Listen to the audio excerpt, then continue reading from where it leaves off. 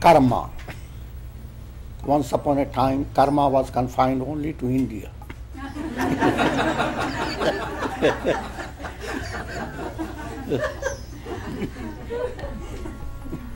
But now it's an international term.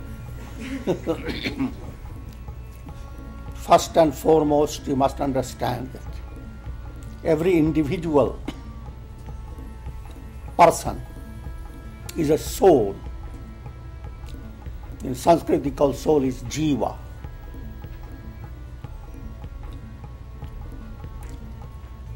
The soul is a ray of God. If God is like the sun, all personalities are like little buckets of water. And there are so many reflections.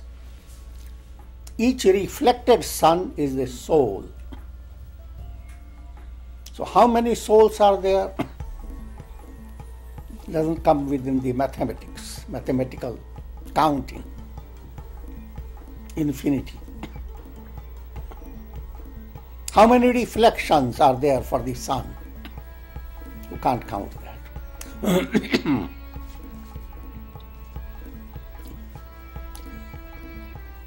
Following the same imagery, in each bucket there is a reflected sun.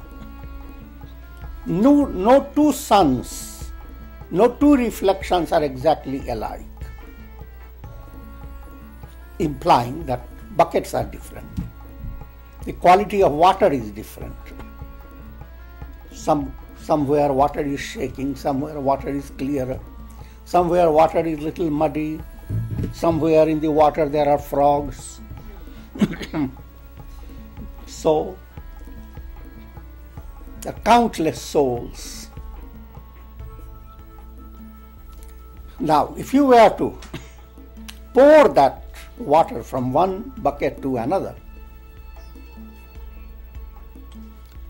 the soul has moved from one body to another body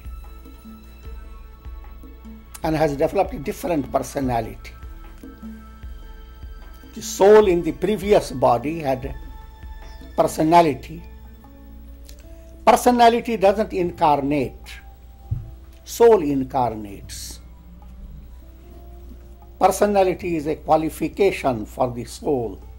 The soul in a particular, the reflected sun in a bucket, has created a personality in relation to the bucket, in relation to the water. Say it is known as, say Ramesh, giving a Sanskrit name. When you have poured into another bucket, he is born in another place and his name is Umesh.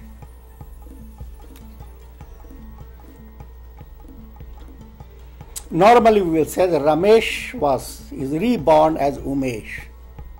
But try to develop a bigger understanding. Ramesh himself is a soul who was in previous personality George, or he was somebody else, John. Different names have come in. So it is not the personality that incarnates, but the soul goes on incarnating. And the soul continues to be a unit until it becomes liberated. Way back then, I didn't know myself. Man, what a great way to start this out. Good evening, afternoon, or morning, as the case may be in your part of the world, wherever that is. My name is Zen Archers. This is an introduction to Karma Zen and exactly what it is and how it works.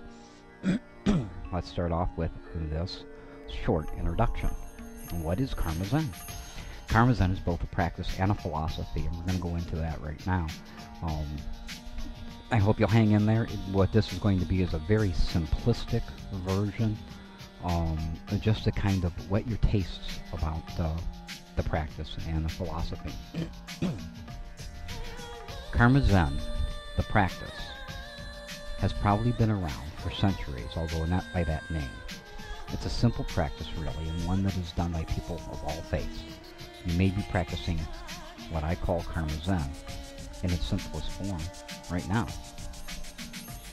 Karma refers to the mostly Western idea of karma, that everything is connected and has an effect on everything else because of this connection. The early Native Americans believed in this principle, as people of cultures from all over the world, including Buddhists and Hindus and Christians and many, many others. The idea seems to be more accepted in Eastern civilization than in the West, and I really don't know why that's true. Zen is basically a Buddhist concept, however Western civilization has accepted it to mean being in the zone or meditating. I use it to signify that I believe, what I believe, is dependent upon the practice of meditation. So, Karma Zen is a practice of doing what is good for you, your fellow man, the planet, and humanity with a strong dependence on meditation for clarity. The end result for me and many others is a spiritual calmness that we have not known through other practices. It allows us to get a grasp on the world around us, identify attitudes that make us unhappy, and are just our spiritual compass to being happy. We'll touch on what happiness is a little bit later on. So where did the name Karma Zen come from? I need you to ask. In a word, it came from me.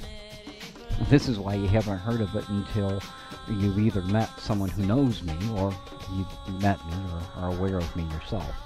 Simply put, people that know me and have met me have asked me what I believe in. Was I Christian, Buddhist, Hindu, Muslim, and the list goes on. I'm not any of those. I'm also not pagan, Wiccan, Satan worshiper. I needed a kind of shorthand to describe what it was that I believed in. Since people already have a notion of karma and connectivity with all things, and Zen, at least Zazen, which is meditation, Karma Zen answers that question.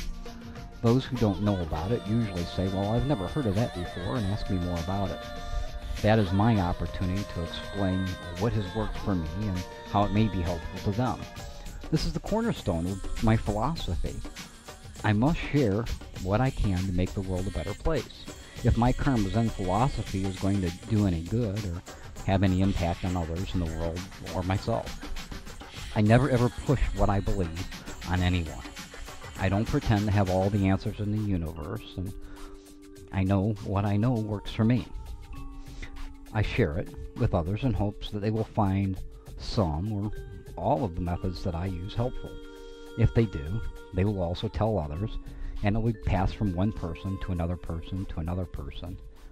This produces a unity of consciousness, which science is able to measure with instruments and knows to be a reality. The end result is a better place for you, and a better place for me, and a better place for all of us. So, who can practice Karma Zen? You can. If you're a Christian, you know that Jesus spent many hours in quiet contemplation. We call that meditation. Since you would aspire to be Christ-like, I would assume that meditation in whatever form you choose doesn't conflict with your Christian faith. Obviously, if you're Buddhist or Hindu, the practice of meditation is a huge part of your religion already. As such, you are practicing at least an aspect of Karma Zen, the practice.